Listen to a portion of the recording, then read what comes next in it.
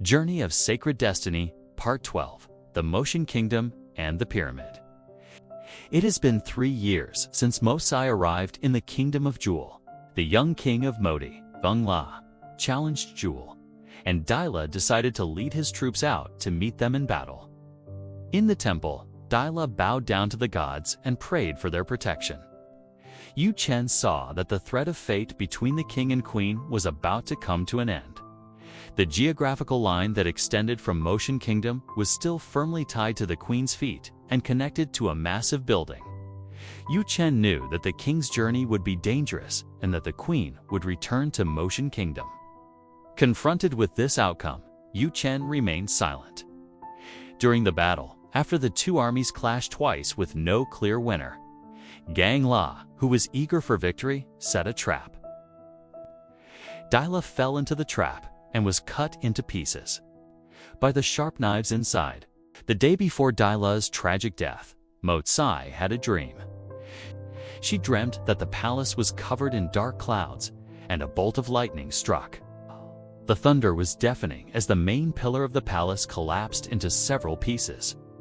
A dark cloud beast descended from the clouds and flew towards her. Its hooves touched the ground as it carried her away quickly.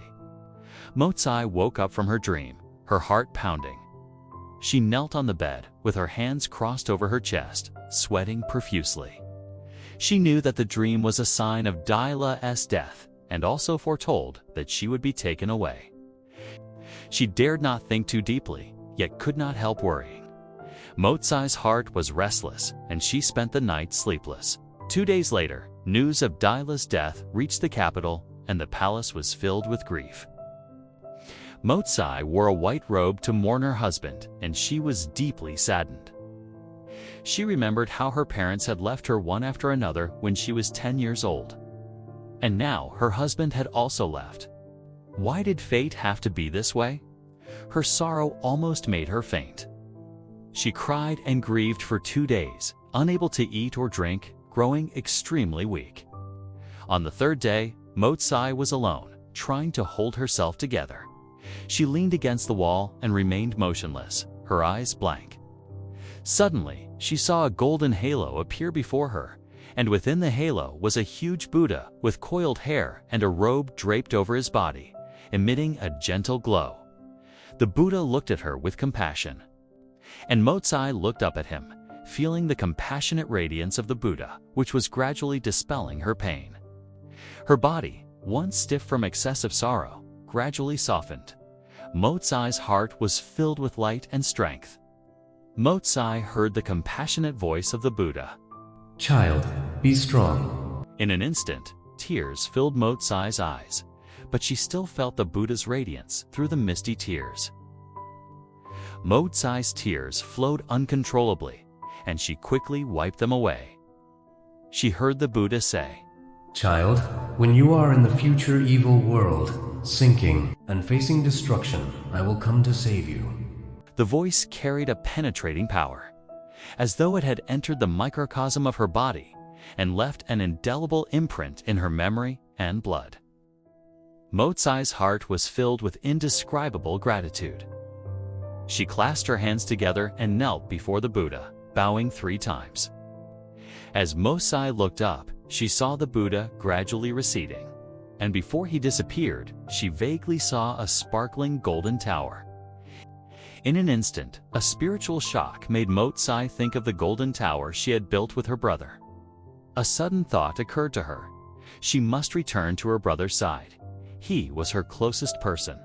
Mo Cai felt that she still had a great mission to fulfill, but she did not know what it was. The thought of going home surged within her, urgent like the beat of a war drum. The palace servants noticed that the queen was no longer sorrowful and had a determined expression on her face. The palace continued to receive news of defeats in battle as Gang La captured the cities of Misuo, Daishan, and Nanchi. Whenever Mo Cai heard any news, her expression remained calm and composed without any panic. She knew that her dream had given her a sign that the enemy would take the capital and take her away. Mo Cai ordered the soldiers to defend the capital effectively while minimizing their own casualties. Mo Cai changed into solemn attire and went to see the priest, Yu Chen. Upon meeting him, Mo Cai said, "Is this the fate of the country and the king's calamity?" It is heaven's will.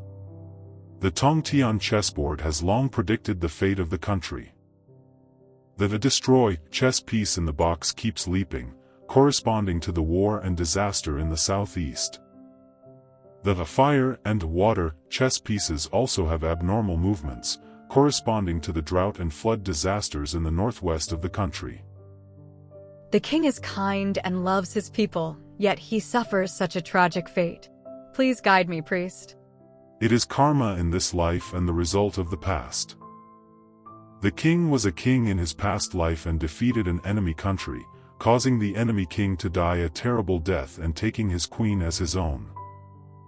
This time, it is the enemy king who has come to collect the debt. I dreamt that I will leave the capital city. Please advise me on the final direction. The queen is a person blessed by the gods, and you will eventually return to your own country and fulfill your long-cherished wish. There have been various omens that have already revealed the fate of the country and the king. At the king's wedding ceremony, I saw 3 marriage blossoms, indicating that the king and queen's marriage will last only 3 years.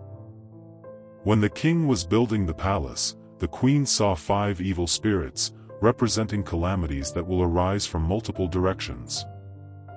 When the king led his army into battle, I saw in the temple that the king and queen's marriage was about to come to an end. Now, the country is suffering from continuous war in the southeast, countless families are broken, men are dying, and women are being humiliated. In the northwest, there are droughts and floods. All of these are predetermined by heaven, allowing people to atone for their sins.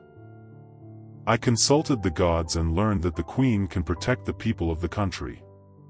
I implore the queen to pray before the gods for the people, and help dispel the disasters. In the temple, Mo Cai knelt before the statue of the deity and said, Heaven has arranged for the decline of the nation and the assassination of the king. Now the people are suffering and the world is in chaos. If I can bring peace to the country and save the people from suffering, I am willing to stop the war and make the people safe. May the droughts and floods be mitigated, and may the Jule Kingdom receive the grace of the gods. I am grateful for the blessings of the gods, and I will follow the arrangement of heaven. After a pause, Mo Cai continued, I am grateful for the Buddha's mercy. When I was in sorrow, he gave me strength and guidance. I hope the great Buddha will stay in my heart forever, and I pray for his salvation in the end times. Mo Cai's last words surprised the priest. After the queen finished her prayer, in the purification room of the temple, Yu Chen asked, Did you see the great Buddha enlightening you, your majesty? Yes.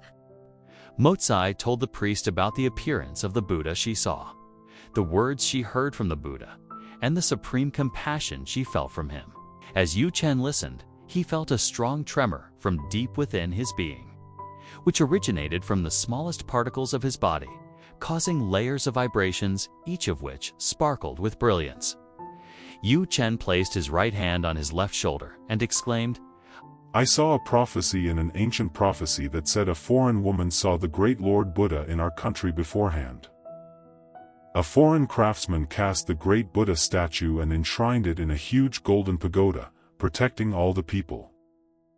Regardless of nationality or social status, they all receive the Buddha's blessings. With this blessing, they can escape the demon's rampage and enter the world of light in this evil world. I believe that the Lord Buddha Queen Saw is the one who can lead all beings to the world of light. I have a question, and I hope the Queen can answer it. I believe the Queen possesses remarkable talent, yet you have concealed it, which surprises me. The priest of my homeland advised me not to show my talent and not to surpass my husband's wisdom. He said that managing the country is a man's job, and I followed his advice. Yu Chen sighed and said, I understand now. There are always people who are more knowledgeable than us, who have already foreseen the will of heaven. Moreover, beyond that, there is always a higher power at work, arranging everything according to the divine will. If the queen were to reveal your talents, the love between you and the king would deepen, but you would also suffer more in this calamity and find it harder to break free. However, the queen is protected in many ways. Firstly, the priest has awakened you.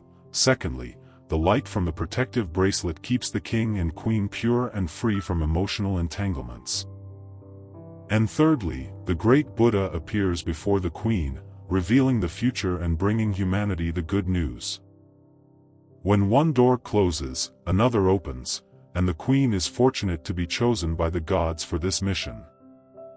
Perhaps I am too attached to worldly things, or perhaps I am still attached to the desire for a good life and have not let go of myself. The gods are afraid that I will lose my way, so they have given me many protections. I am grateful for the blessings of the gods and the mercy of the Buddha.